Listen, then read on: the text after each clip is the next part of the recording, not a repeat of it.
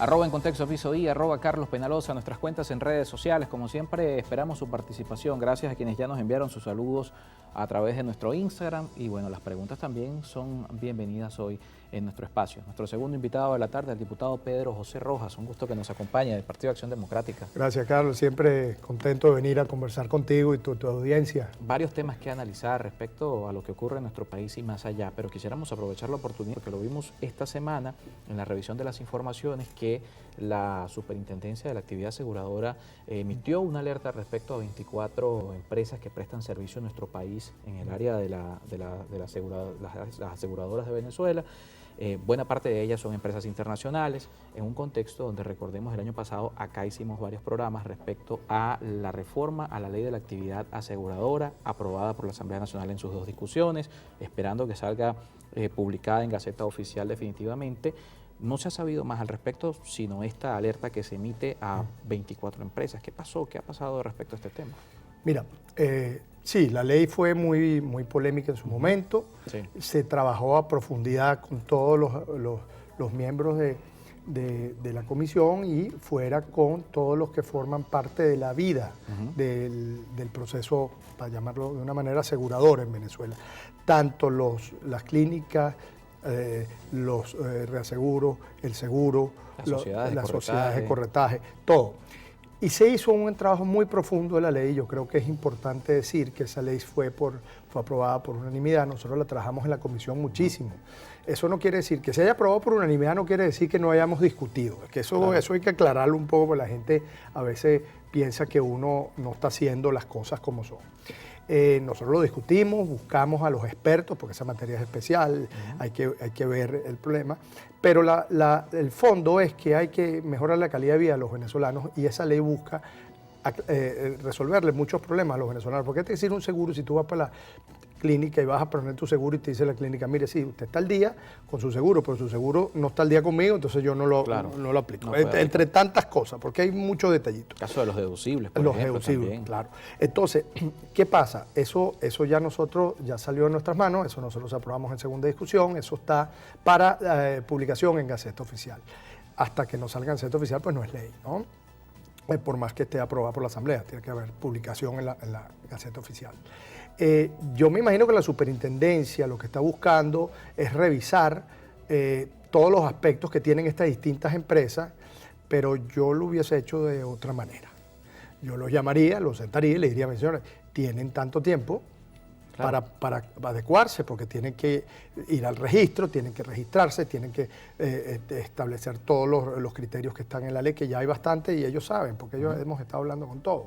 Entonces hay suficiente tiempo para que ellos se pusiesen al día, por decirte algo. La verdad que me extrañó a mí un poco también que hayan salido con esto, porque si estamos buscando empujar que la economía salga adelante para mejorar la calidad de vida de todos los venezolanos, sin importar el partido político que sea, porque aquí estamos legislando es para todos los venezolanos. Claro. Entonces, una situación así puede hacer un poco de ruido, ¿no? Sobre todo en una situación, en un momento económico complicado, complejo, ¿no? Este mes de enero, sí, ha sido muy activo. De la economía ha cambiado un poco en nuestro país. Sí, ha venido un poco al alza la inflación. El mes pasado terminó en 39.4%.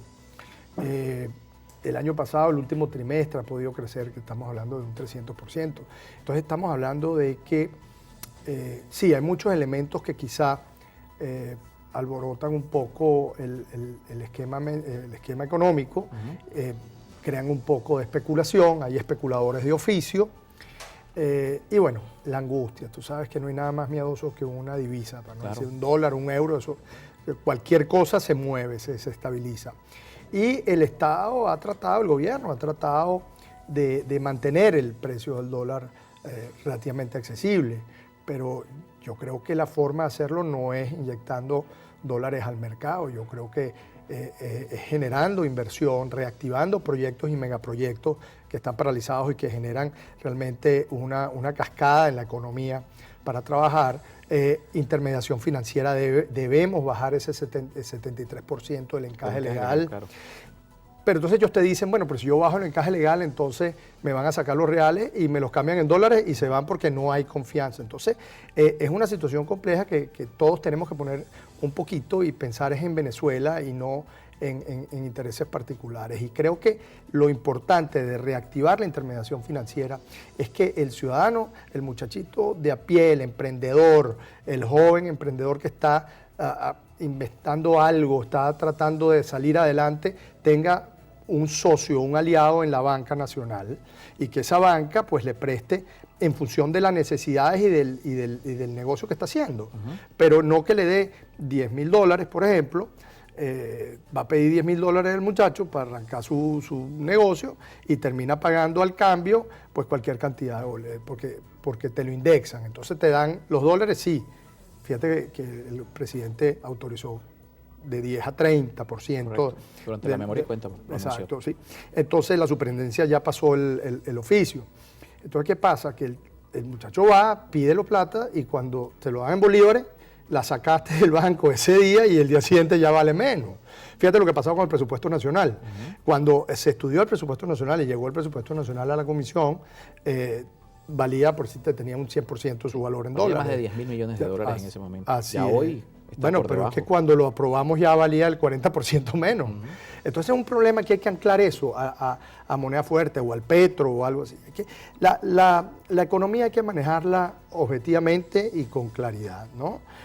Yo entiendo las posiciones políticas, pero la economía y la mejor calidad de vida de todos los venezolanos debe ser el norte de todos los que estamos en la vida pública. ¿Qué ha pasado con los temas como el salario? Porque a los políticos hoy, de alguna manera también en nuestro espacio hemos visto que se les reclama que no se abordan estos temas. En la Asamblea Nacional, ¿qué ha pasado? ¿Ha habido discusión respecto a esto? Porque pareciera que la política no da respuesta al ciudadano. La gente en la calle tiene más de 4 semanas consecutivas en protesta. Hoy nuevamente los maestros están en la calle, por cierto. Pero el Estado, en sus distintas presentaciones, hablamos del Poder Ejecutivo, el Legislativo, no pareciera estar dentro del debate de lo que ocurre en esta materia. Bueno, yo creo que quieran o no estar dentro del debate, el debate está ahí. Claro. Es una realidad. Es una realidad. Las crisis económicas generalmente generan crisis políticas. Las crisis políticas no necesariamente van a generar una crisis económica, pero las económicas casi siempre, un 100% generan una crisis política. Claro, el descontento siempre se traduce en crisis política. Así es. Entonces, fíjate, sí se ha hablado, en la comisión estuvo hace 3 semanas un grupo de representantes del sector obrero para discutir el problema del salario y ellos dieron su posición. El gobierno tiene su posición, acuérdate que eso es del Ejecutivo. Nosotros en el Legislativo tenemos una actividad contralora y una legislativa, pero sí tenemos una voz y que hay que ser el eco de la gente. Por ejemplo, oye, no puede ser que un maestro, Carlos, los rasos ganen $7, chicos, y que un tipo que se haya estudiado toda su vida, que tenga posgrado y de clase y tal, sean $30. Y que entonces por el instructivo de la ONAPRE, entonces le rebajan todas las ayudas auxiliares que hay y todas esas cosas, los bonos y tal. Entonces cuando tú vienes a ver cómo vive ese señor, entonces el gobierno te dice, no, pero el problema del salario es que yo tenía 2 millones de barriles y ahora tengo 700.000 barriles. Eso gracias tengo sanciones. Por las sanciones. Sí, pero ¿y Rafael Ramírez qué? No, ¿por qué no agarraste tú en ese momento de ese ingreso petrolero, en vez de llevarlo un 100% a los programas sociales, lo hubieses puesto un 70% de los programas sociales y otro 30% a revisar, a hacer mantenimiento preventivo de la industria petrolera, también en la industria de la CBG. Ahorita queremos reactivar Sidoro, queremos reactivar, pues se está hablando hasta de privatizaciones. Yo sé que al gobierno no le gusta mucho esta palabra, pero al final es una privatización.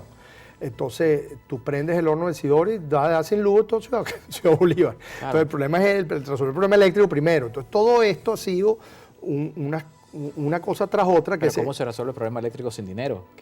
Pero es la ya llegamos a un acuerdo en México que para eso sirve.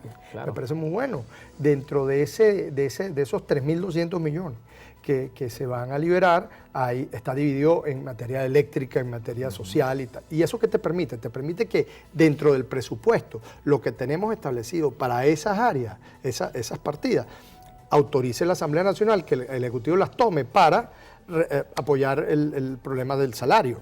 Pues el problema del salario es complejo, pero la solución es inversión. Tú no puedes, yo entiendo, en la empresa privada pues se maneja de una manera distinta y ahí se hacen maromas para lograr darle a la gente un salario un poco más alto y ahí vas con los bonos, con las cosas, ¿no? Los que somos empresarios corremos y sabemos lo que es el 15 y el último. Claro. El problema son los 2 millones, el 1.200.000. Y que además el sector privado está pagando muy por encima de esos 6.5 que recibe la administración pública. $100, sí, claro, todo depende. Depende del negocio, claro. Pero el sector privado viene de una desaceleración grandísima. Entonces la gente me dice, bueno, pero entonces se arregló Venezuela. Le dije, ¿qué es arreglar? Porque nosotros teníamos antes 1.000 puntos, estábamos en 1.000, bajamos a menos 200 o menos 300 y ahora subimos a 100. Claro, nos faltan 900, pero ya vamos por 100. Entonces, yo creo que hay que ver el vaso medio lleno también a veces, pero con las realidades. Las realidades es que somos un país petrolero, el gobierno piensa que con las exportaciones no tradicionales, bueno, el cacao, fíjate, hay leyes que hemos sacado del cacao, de la apicultura, que es fantástico, a mí me parece, yo he aprendido mucho porque yo no sabía que habían 300 y pico de tipos de abejas, pero que solamente 3 o 4 son las que polinizan. Y que aquí se está haciendo un laboratorio para certificar la miel para poderla vender en Europa, en la Comunidad Europea. Entonces, eso hay que decirlo también, y el cocuy también, y la ley de pesca para defender. Entonces, tú tienes esas exportaciones no tradicionales. Pero vamos a estar claros, nosotros somos un país petrolero. Ayer en el discurso de la Unión, claro, el discurso de la Unión ayer el presidente Biden dijo que estaban claros que habían 10 años más todavía de dependencia petrolera. Bueno, hay que saber leer entre líneas lo que está diciendo. Claro. Entonces, las sanciones, ¿han levantado sanciones? No, pero se han buscado flexibilizar con lo de la Chevron, con la Repsol, con Eni, el gas y el petróleo, sí. Entonces tenemos que decirle a la gente, a la comunidad internacional, yo no sé si primero el pie lo está dando Europa con España y con Portugal, viendo las realidades de Venezuela, in situ, y después vendrán los Estados Unidos, claro. que yo creo que hay que entender que la política, la realpolitik va de un lado y el pragmatismo económico va por otro. Lo conversamos al regreso de la pausa, la realpolitik en nuestro país, porque este escenario 2023 parece por lo menos un escenario electoral en el que la gente necesita reencontrarse con los políticos para 2024 cuando finalmente correspondan unas elecciones presidenciales. Vamos a hablar de la visión de Acción Democrática y el diputado Pedro Rojas respecto a esto, luego de la pausa, y también leemos su participación en redes sociales, @encontextoepisodio.